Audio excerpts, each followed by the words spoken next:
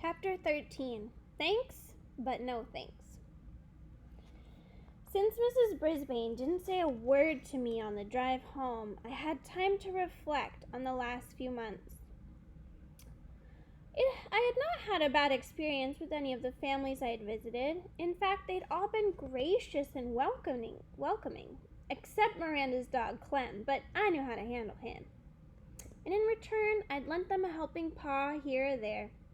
After all, you can learn a lot about yourself by getting to know another species.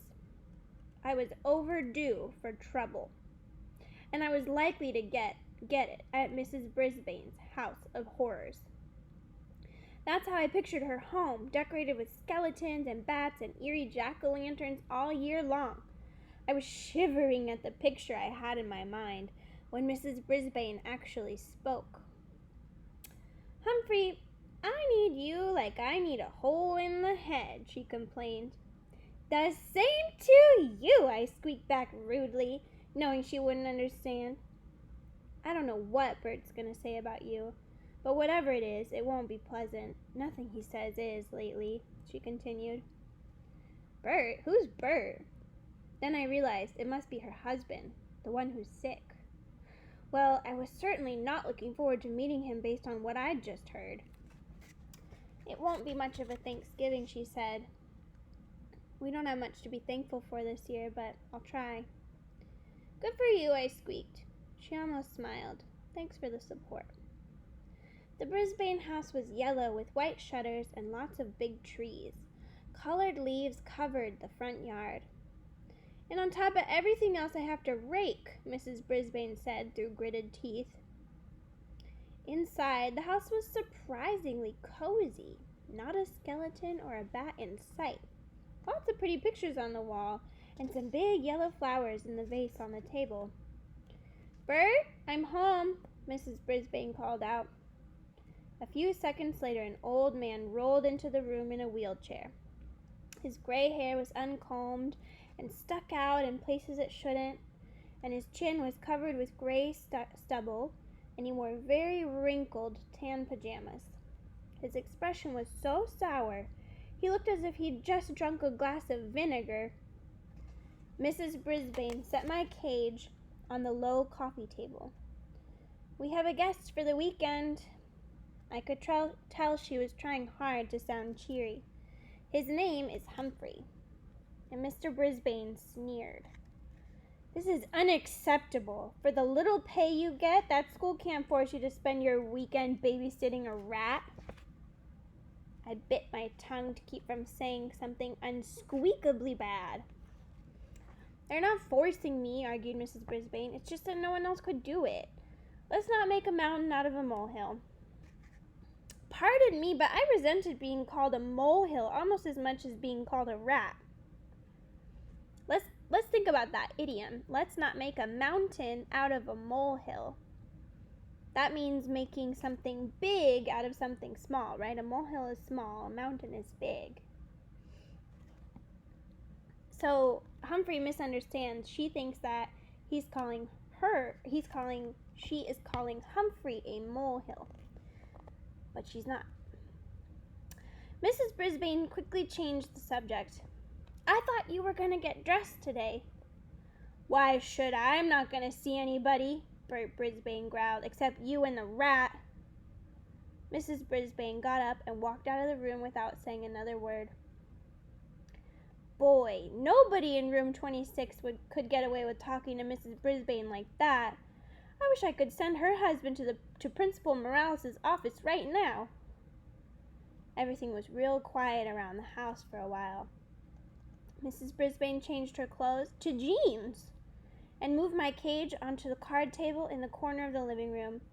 And then she sat down and read the Guide to the Care and Feeding of Hamsters and the chart my classmates kept on me. "Looks like your friends have been taking good care of you," she said.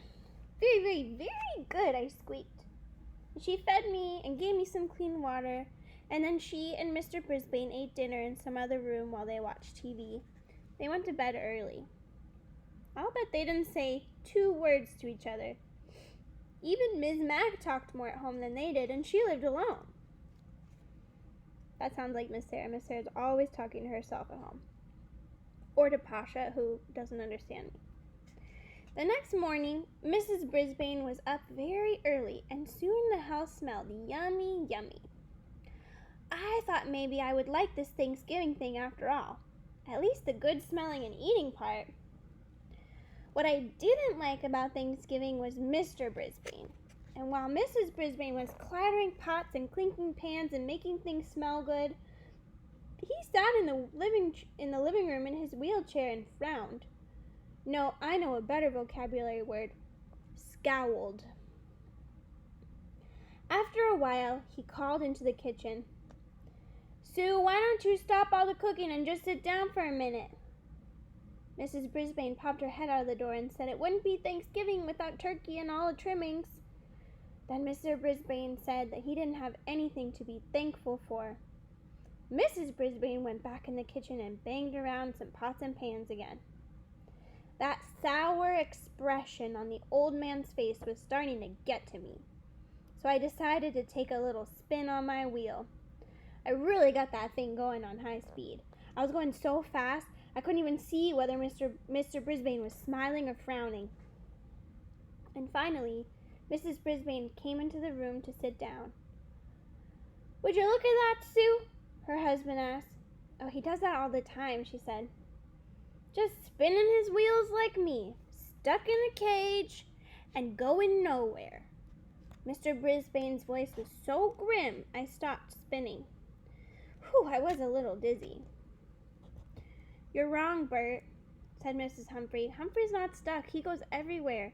Every weekend he goes to another house. He eats different foods. He gets out of his cage and runs through mazes. He runs and jumps and climbs. You're the one spinning your wheels and going nowhere. You're stuck in a cage, but it's a cage you made. Well, you could have knocked me over with a feather when I heard Mrs. Brisbane talk that way. Mr. Brisbane was surprised, too. Do you think I wanted that car to hit me? Do you think that was my choice? He asked. Of course not, Bert, and I'm so grateful you lived through it. That's the point. You're alive, but you sure don't act like it.